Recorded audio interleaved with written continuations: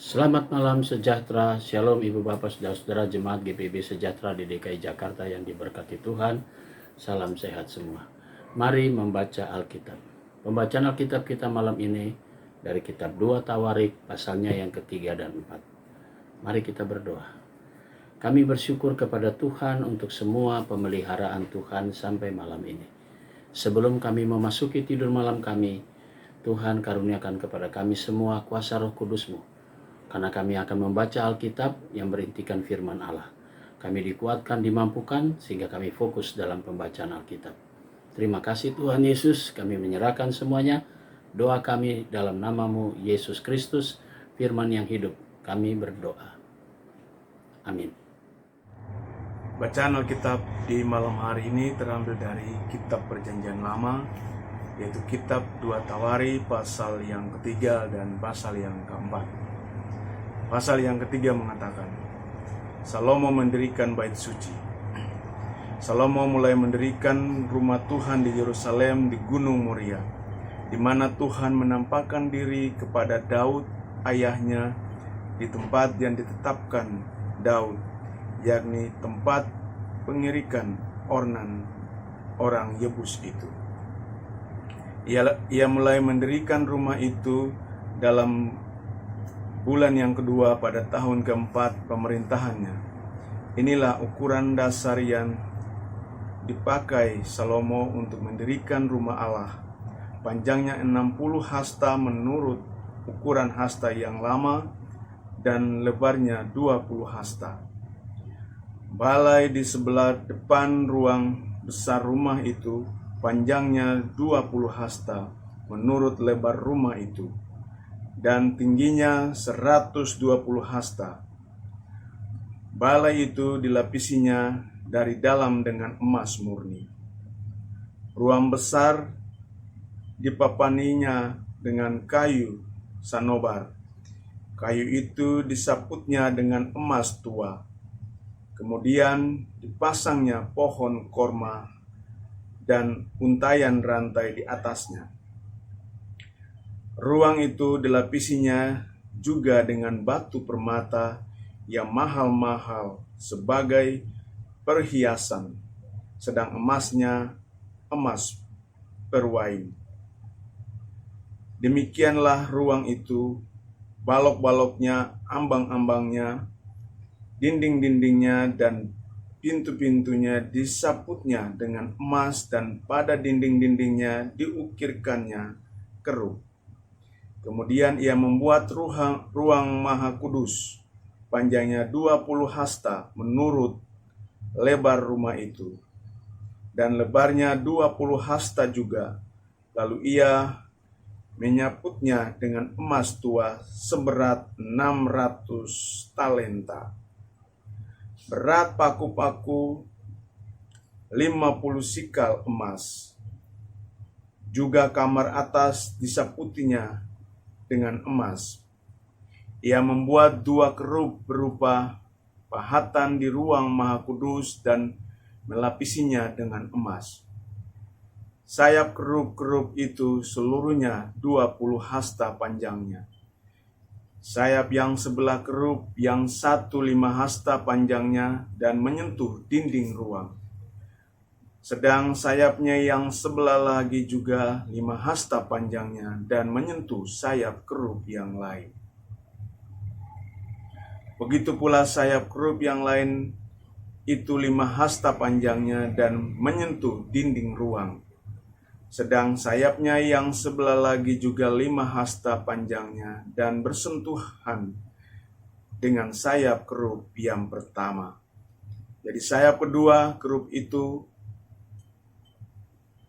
membentang sepanjang 20 hasta, sedang kedua kerub itu berdiri di atas kakinya dan menghadap ruang besar.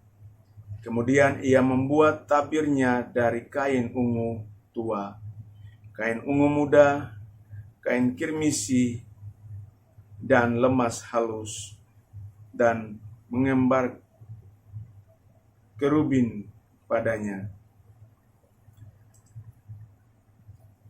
Di depan rumah itu dibuatnya 2 tiang yang tingginya 35 hasta dengan ganja di kepalanya masing-masing setinggi 5 hasta.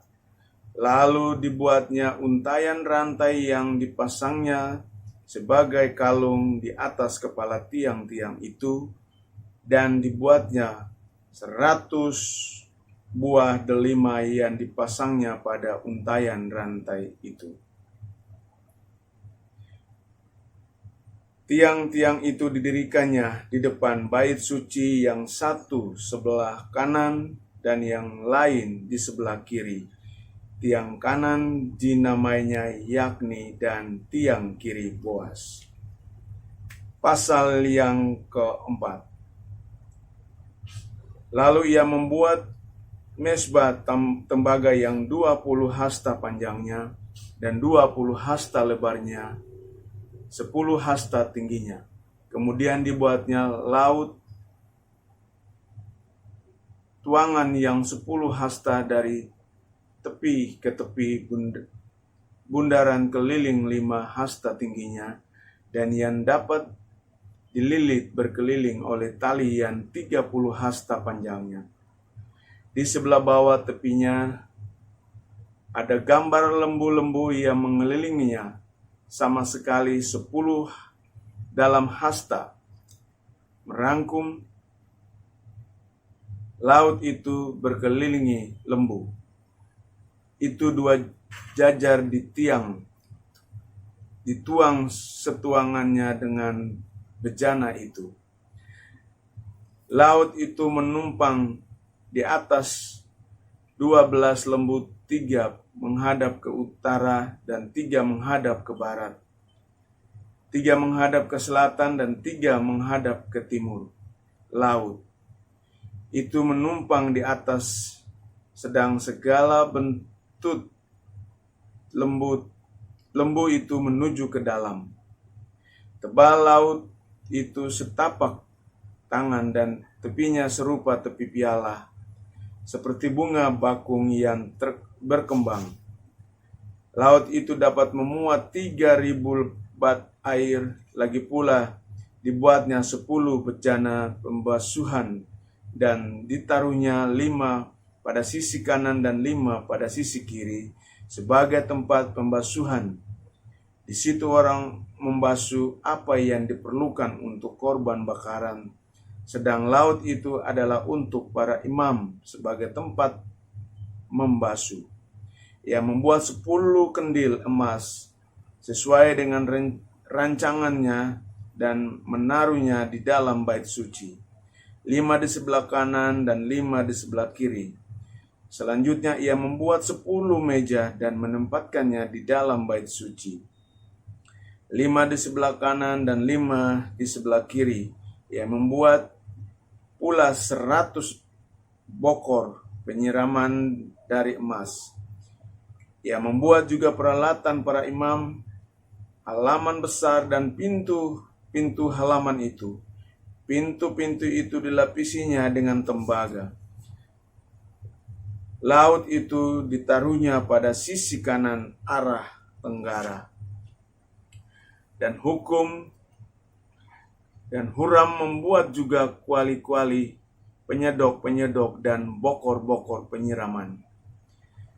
Demikianlah Huram menyelesaikan pekerjaan yang harus dilakukannya bagi Raja Salomo di rumah Allah, yakni kedua tiang dengan kedua bulatan ganja di kepala tiang itu, kedua jala-jala yang menutup kedua lantang ganja itu, 400 buah delima untuk kedua jala-jala itu, 2 jajar buah delima untuk 1 jala-jala guna menutupi kedua bulatan ganja yang di atas tiang itu. Juga telah dibuat kereta-kereta penopang dan bejana-bejana pembasuhan yang di atas kereta-kereta itu. Laut yang satu itu dan ke-12 lembu di bawahnya. Kuali-kuali penyedok-penyedok, garpu-garpu dan segala perlengkapan lain yang dibuat Harun Abi bagi Raja Huram, dibuat Huram Abi bagi Raja Salomo untuk rumah Tuhan adalah dari tembaga upaman.